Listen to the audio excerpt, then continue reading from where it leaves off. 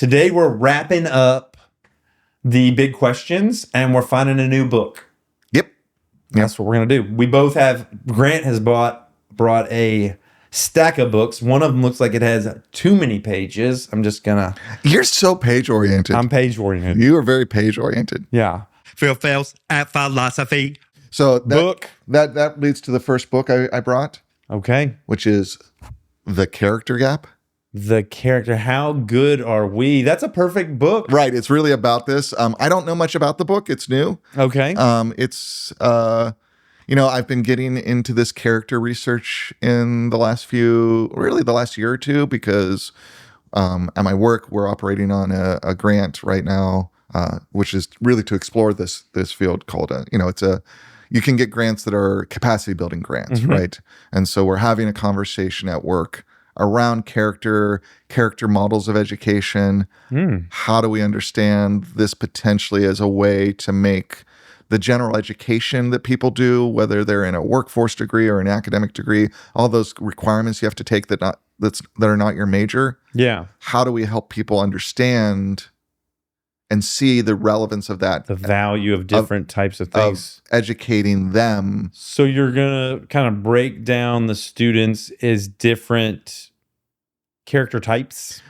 No, not necessarily typologizing the students, but more and this is like, that's what we're working on, is what we do. What we will do. Yeah. And part of it is like, I resist saying too much, because part of the project is that we're engaging in now is an exploratory project. Yeah.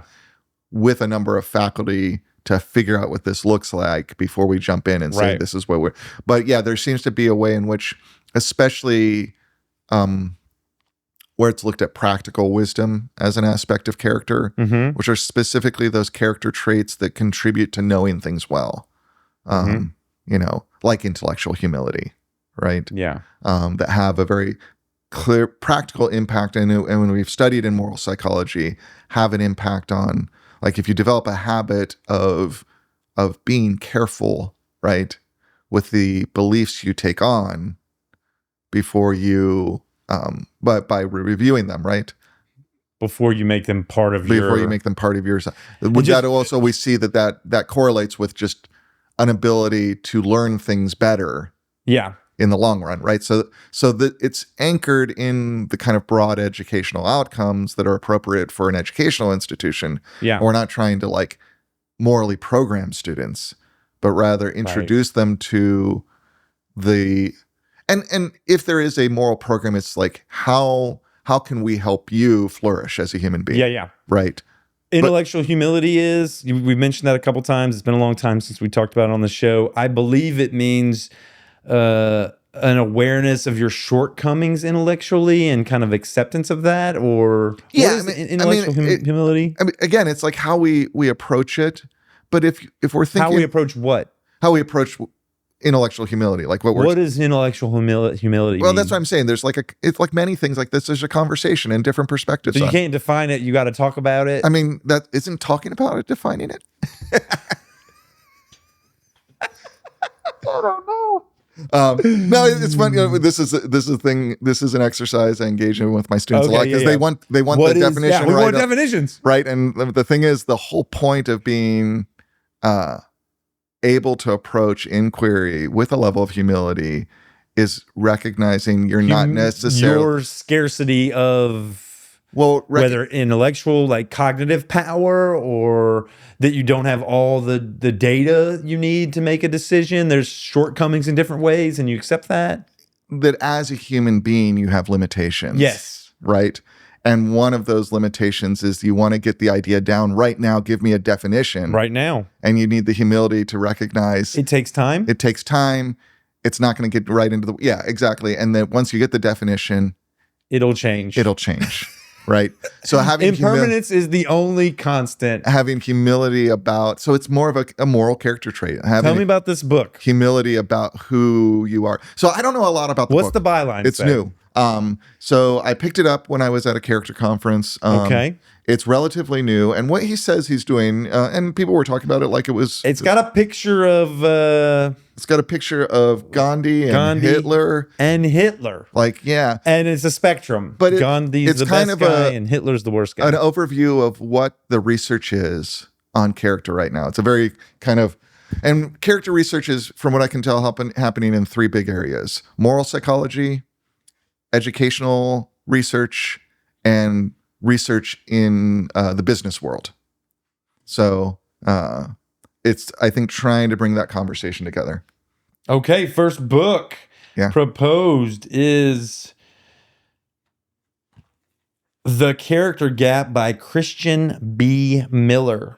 Byline is How Good Are We? Okay. Different. From a page question. perspective, we've got 200. We're just going to make that part of the data. We've got 200. Some of this is the index, but the hard number of pages, 276 pages. Some of that's the index.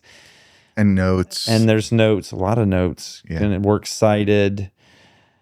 Okay. Yeah. How thick do you think this book's going to be? From like, how many times am I going to have to read through each sentence before I understand what's going on? It does not look super thick. It is an academic book written for a general audience. Okay, it's a general audience. Yeah. That's good.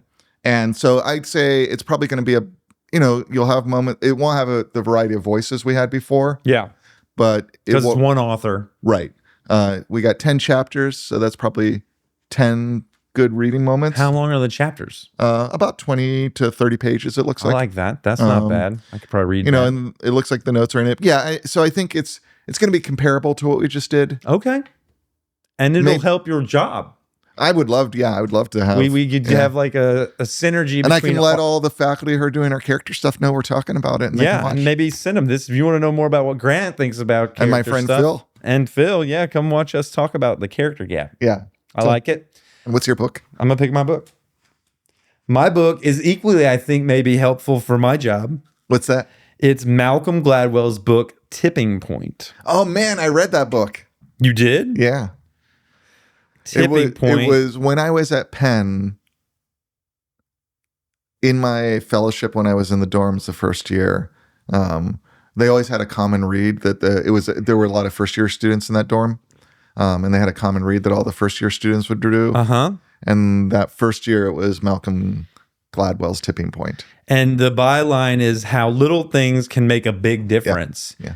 There's also a secondary book called Revenge of the Tipping Point, which I don't know if we do both of them or if they could be Revenge of the Tipping Point. That's probably good because my guess is it's Tipping Point's pretty old. Yep. And Revenge probably updates with the research. The byline is Overstories, Super Spreaders, and the Rise of Social Engineering. Right. And the reason I think either could be cool. Yeah. Yeah. The reason Tipping Point, I was excited.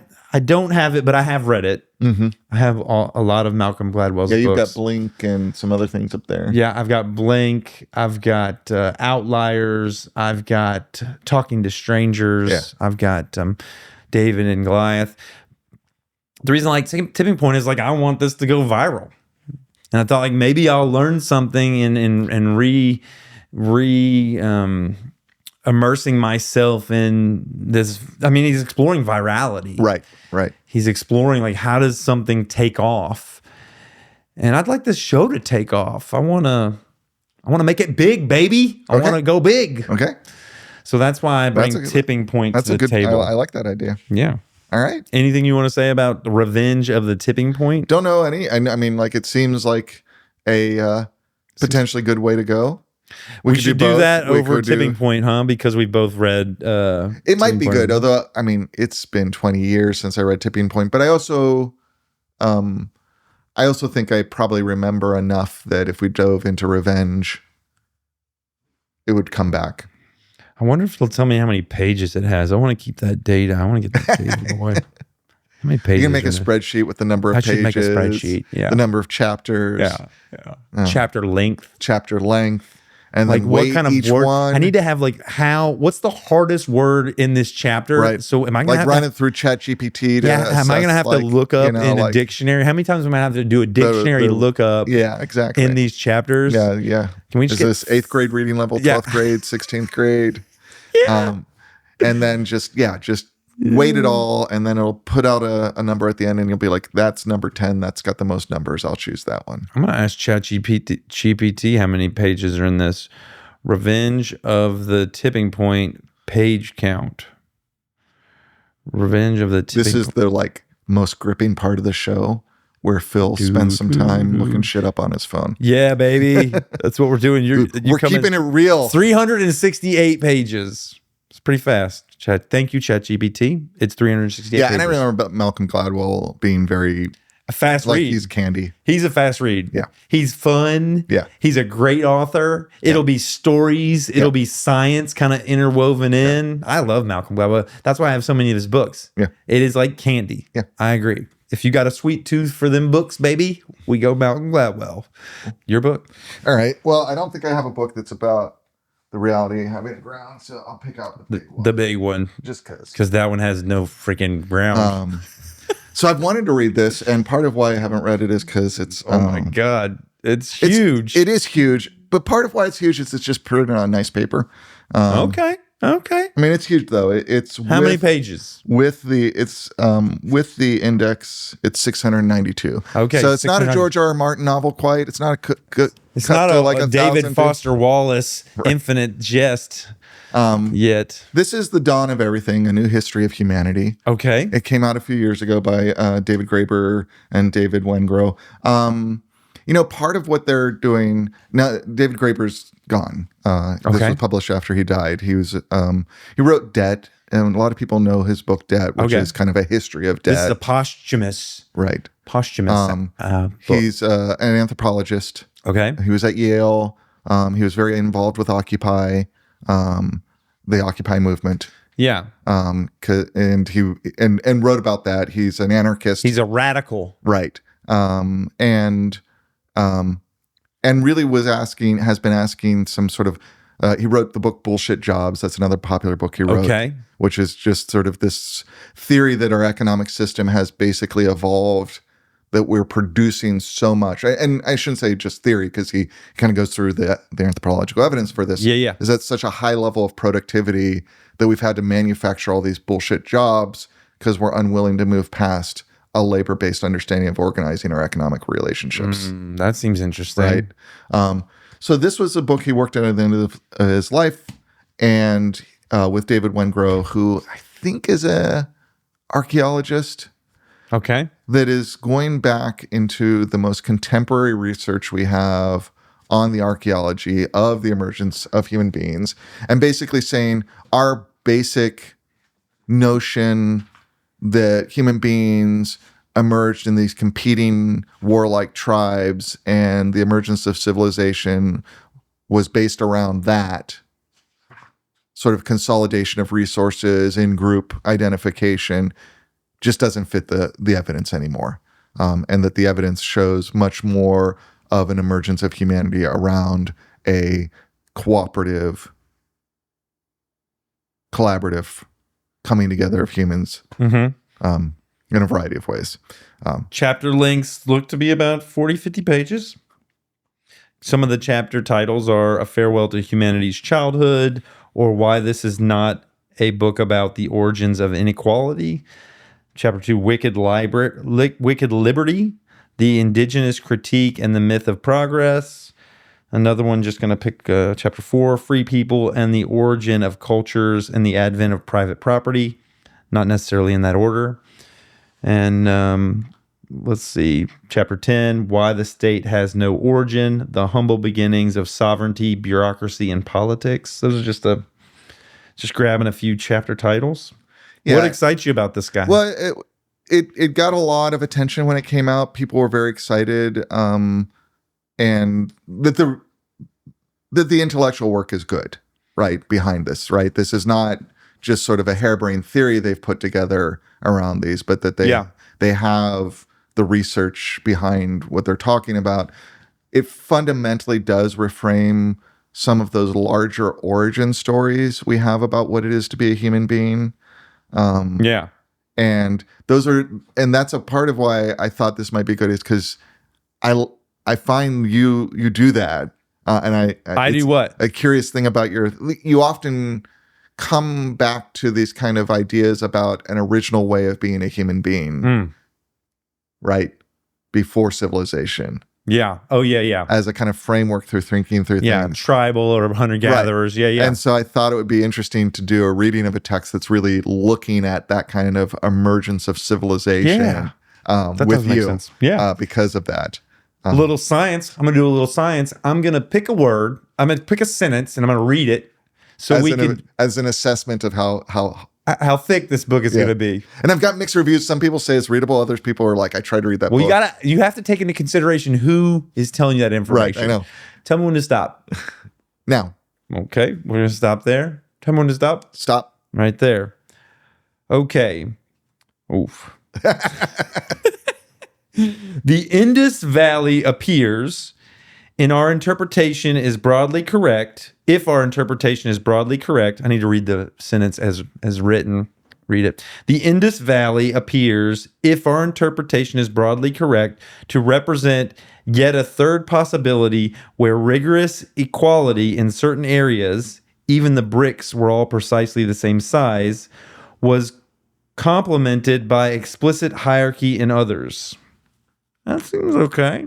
Yeah. Probably like it's on the higher side. Yeah. Like, and I would need the context, but all those words are fine. Right.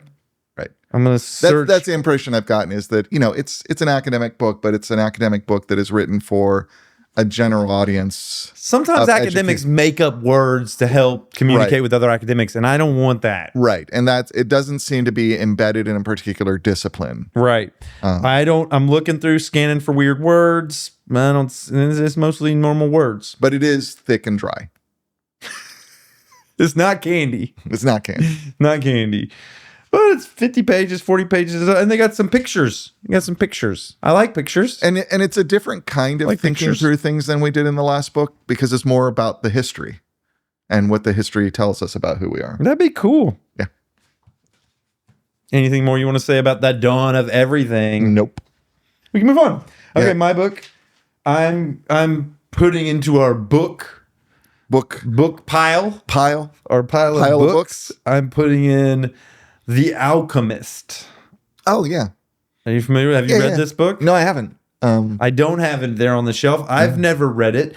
It's come up in my circles and people. Oh, goodness, this thing knows what I want. The Alchemist is written by, oh, my goodness, how can we say this? It's Paulo Coelho? I think so, yeah.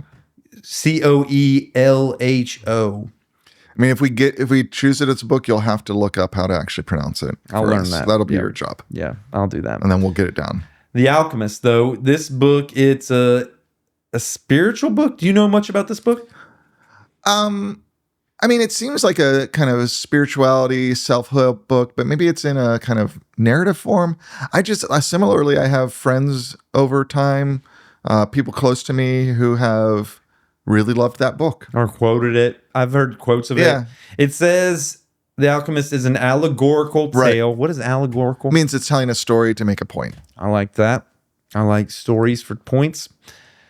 An allegorical tale of adventure, love, and dreams that explores themes of personal destiny and transformation. Yeah. And, well, I guess allegorical isn't just a story to make a point. It's a story where the point is made by kind of a way in which the story represents the point. So it's not like a fable.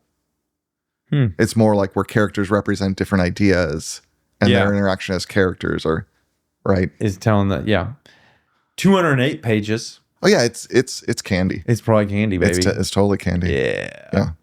You can maybe pick two books and have like a candy and a... Or we do, like, we choose one book, and however long it takes us to go through, we get closer to another one. 11:36. I got you.